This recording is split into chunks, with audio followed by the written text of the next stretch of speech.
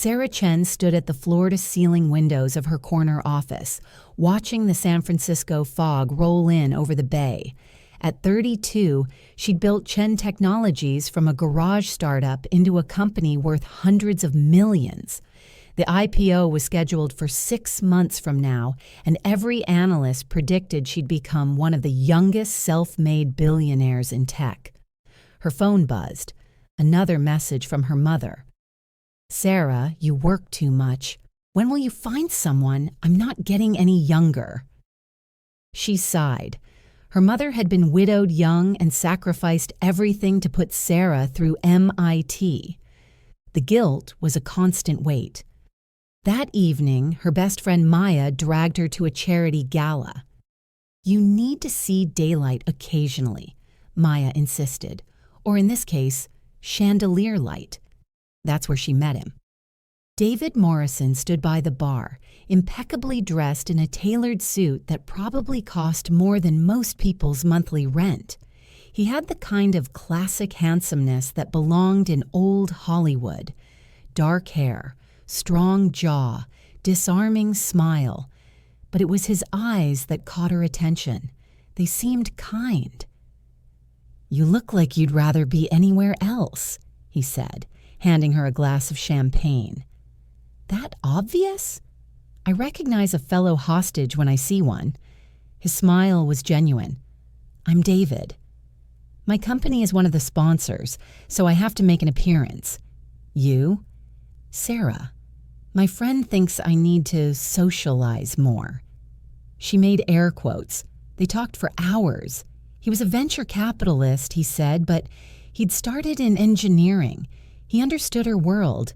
He asked intelligent questions about her company without the usual condescension she faced as a woman in tech. He listened when she spoke. He made her laugh. When he asked for her number, she surprised herself by saying yes. The next 3 months felt like a fairy tale. David was attentive without being overwhelming. He remembered small details, how she took her coffee, her favorite bookshop, that she loved old movies. He brought her mother flowers when they had dinner. He never pushed, never demanded. "He's perfect," her mother said after meeting him. "Sarah, don't let this one get away." But there were moments, tiny fractures in the facade, that Sarah noticed but dismissed. Once she caught him on her laptop, claiming he was just checking the weather. Another time she mentioned a potential investor who'd approached her, and David's questions were oddly specific, almost interrogative. When she brought up a prenup casually, his smile had frozen for just a moment. "Of course," he'd said smoothly. "Whatever makes you comfortable. I'm marrying you, not your company." 6 months after they met, David proposed at the same spot where they'd first talked. Sarah said yes, swept up in what felt like the first real happiness she'd experienced in years of grinding work. The wedding was small, intimate. Her mother cried tears of joy. Maya was her maid of honor, though she'd pulled Sarah aside that morning. "Are you sure about this? It feels fast." "I'm sure," Sarah had said, and she was, or thought she was. Problems started small. 2 weeks after the wedding, David began working from their home office more frequently. "Just easier," he explained.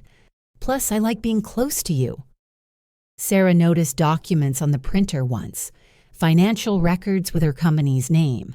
When she asked, David said he was considering an investment. "In my company? We haven't discussed that." "Just preliminary research, sweetheart." "Don't worry about it." Then came the joint account suggestion. "We're married now," David said. "We should combine our finances." Something in Sarah's gut tightened. "I'd like to keep business and personal separate for now, just until after the IPO." His smile was strained. "Of course. Whatever you want." But he'd already been added to her health insurance, her emergency contacts, her beneficiary lists. Standard marriage stuff, she told herself. Normal. The real alarm bells rang 3 months into the marriage. Sarah came home early one day to find David in her home office, logged into her personal computer. Her financial files were open on the screen. "What are you doing?" He spun around, startled, then recovered quickly. "Hey, I thought you were at the office until 6. My laptop died and I needed to send an urgent email. I used the guest login, but the guest login wouldn't have access to her password-protected financial files." "David, those are my private documents." I know. I'm sorry." I clicked the wrong folder. He closed the laptop, walked over, kissed her forehead. "Forgive me? I'll order us Thai food from that place you love." She wanted to believe him. The alternative was too frightening. The truth came from an unexpected source. Maya called her at midnight, voice urgent. "Sarah, I need you to come to my apartment. Now, don't tell David." When Sarah arrived, Maya handed her a folder. "I hired a private investigator. I'm sorry, I know you'll be angry, but something felt off, and You investigated my husband? Just look." The folder contained a nightmare. David Morrison wasn't a venture capitalist. He was a con artist with a specialty in targeting wealthy women. His real name was David Marsh. He'd done this 3 times before. Married women with significant assets, gained access to their finances, and either emptied accounts or manipulated property transfers. One ex-wife had lost her family's restaurant. Another had been forced to declare bankruptcy. The most damning evidence was an email chain between David and someone named Marcus. The messages dated back to before Sarah had even met David. Target identified: Sarah Chen, tech CEO, company IPO in 8 months. Projected net worth post-IPO, $600 million plus. This is the big one. How do we get close? Maya Patel is her best friend. I'll get invited to the charity gala she's dragging Sarah to. Chen is a workaholic, isolated, vulnerable. Mother is traditional, pressuring her to marry. It'll be easy. Timeline? Married in 6 months, assets accessible in 12.